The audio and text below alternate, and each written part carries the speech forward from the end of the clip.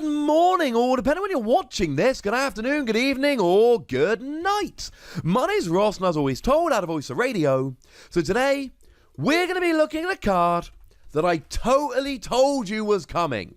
And by I mean my lovely but anonymous Japanese source. It's Team Yell Grunt. And it does almost exactly what we thought it was going to. But it's actually a little bit better than we thought it was going to be. Yay! So what does it do then?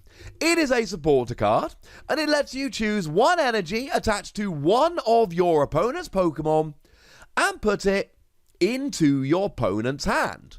Now, the difference is, initially I thought this was only from the active Pokemon. Turns out that it is, in fact, from any of your opponent's Pokemon. It does not have to be from their active, it could be from one of their bench Pokemon. So like I've said, it's just that little bit better than we thought it was going to be, which is lovely.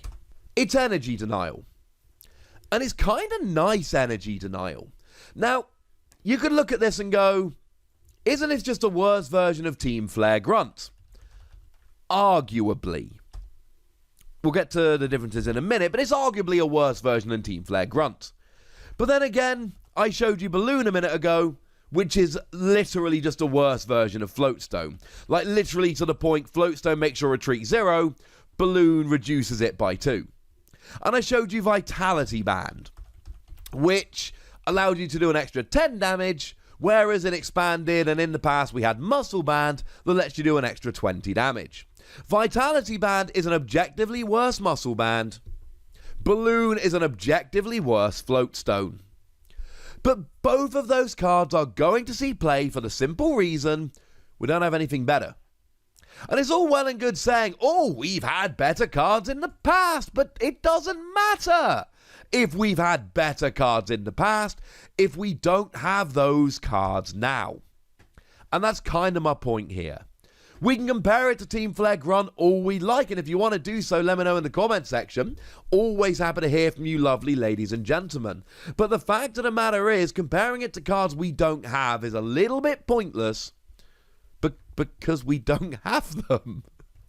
So let's look at it in a little bit of a vacuum. Is it good? Well, I'll tell you, in terms of energy denial, it's this or Faber for supporters. And Faber is better because not only does it remove an energy, it actually puts it into the loss zone rather than putting it into your opponent's hand. But then again, Faber only works on special energy. It won't get rid of them their pesky basic energy, which Team Yell Grunt will, and you may well want to get rid of your opponent's pesky basic energy. Okay then. And what you essentially do is just keep playing this to keep getting rid of your opponent's energy. Maybe you use something like Lieutenant Surge's strategy, so you can play 2 at once. Recovering it shouldn't be a big issue. We've still got Power Pad in the format, and that's coming back again in Sword and Shield, so we're going to have that for a while. We've still got Lusamine. It's been banned and expanded, but it's still legal and expanded. Lets you get 2 supporters back. Supporters or stadiums, it's up to you. And we're actually seeing a lot of play for Cynthia and Caitlin at the moment. Lets you grab a supporter back, and if you discard a card from your hand, you then get to draw 3 cards. Yeah, Cynthia and Caitlin is pretty darn good. Seeing her play in a lot of decks. So my point here, extremely simply, is that we can play it, we can play multiples of it, we can recover it, and the fact of the matter is that if all you're doing is taking one of your opponent's energy occasionally and popping it back into their hand, then the chances are you're not getting enough value out of this, right? It's probably not going to work all that much. But if you make this the basis of your strategy, and your goal is to continually remove energy, this will work. I could see this working really nicely with Lieutenant Surge's strategy in an Oranguru deck, whereby you are just continually getting rid of your opponent's energy. And of course, you would then want to use something like a reset stamp or maybe even a peeking red card to stop your opponent having the same hand. So you put the energy back in their hand, and then you immediately get rid of their hand, make them have a new hand, so that they're not able to just immediately reattach the energy. I mean, if you're against a welder deck, for instance, the last thing you want to do is just put the energy in their hand. Not only can they reattach it, but it might actually end up going worse, because they only get to draw cards with Welder if they attach energy using Welder. You can't just play it to draw free cards.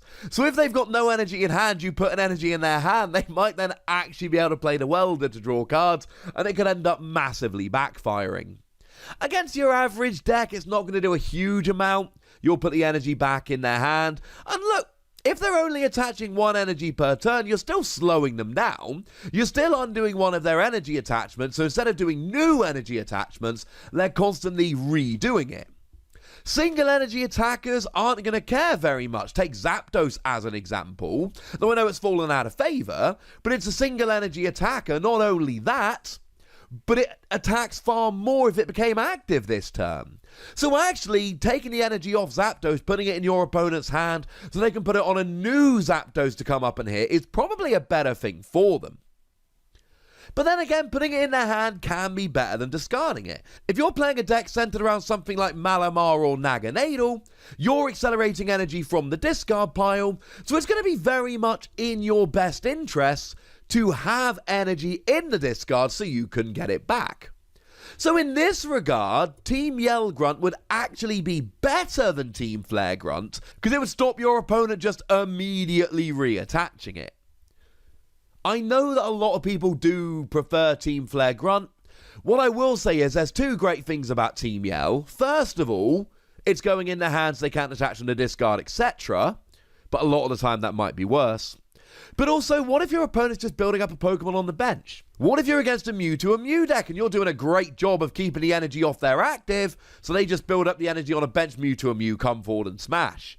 Team Yell Grunt can stop your opponent doing that, though to be fair, they're probably playing Welder.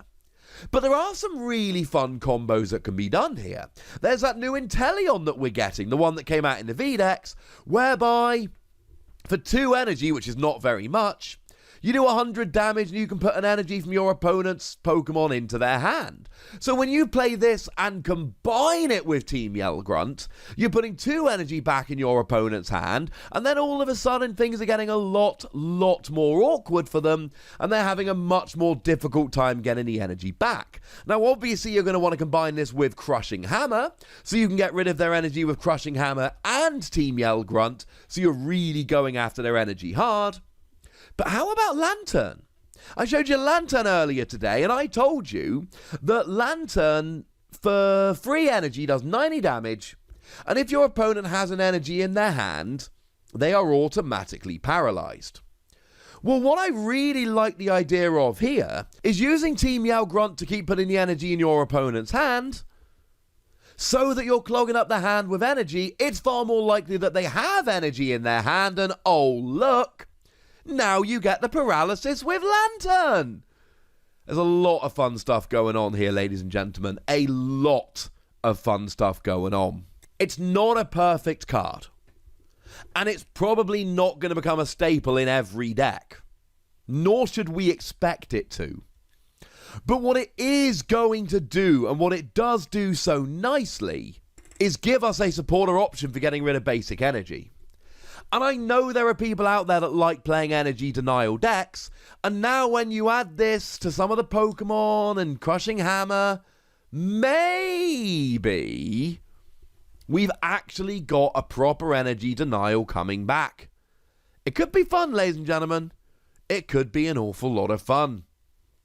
But I'd like to... Oh, wait, no, we need to give it a WotC score. It's a free WotC card, right? It is an ordinary, everyday, run-of-the-mill, standard free WotC card. It is exactly the kind of card that could be really, really good in the right deck, but completely pointless in a whole bunch of others.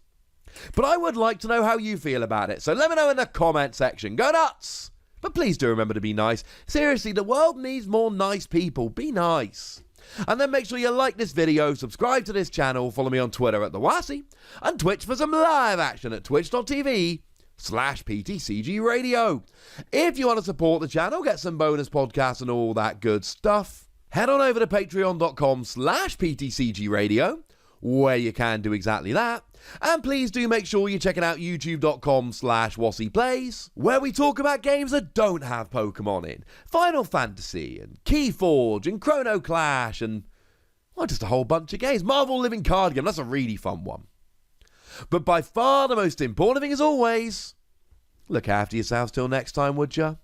Thank you very much for watching. My name's Ross, and you've been watching PTCG Radio.